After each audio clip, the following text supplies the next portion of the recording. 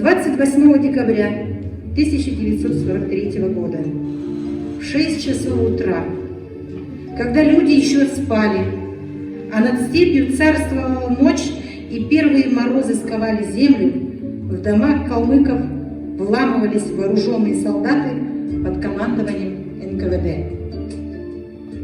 Раздетых и разутых, голодных и убогих, стариков и старух, а также детей и женщин погрузили в американские студбекеры и повезли на железнодорожные станции.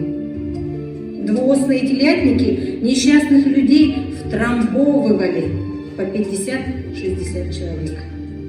Перепуганные, растерянные люди ничего не понимали. Операция была проведена быстро, жестко.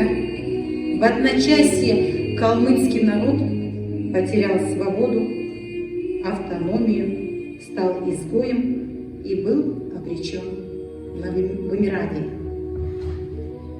13 лет, 13 дней.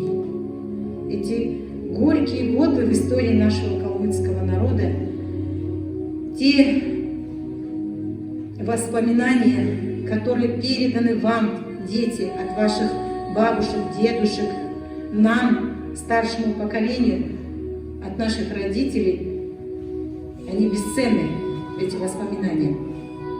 И мы должны помнить о тех годах, не допускать повторения такого ужаса в истории нашего народа. И сегодня в нашей школе проходит турнир по баскетболу, посвященный памяти всех тех, кто не вернулся из Сибири. И тех, кто, несмотря на эти нечеловеческие условия, выстоял, выдержал и остался человеком. И нам сегодня, молодому поколению, это важно. Важно помнить те горькие события из истории нашего народа. И мы с вами сегодня, посвящая этот турнир, чтим память о тех, кто остался в далекой Сибири.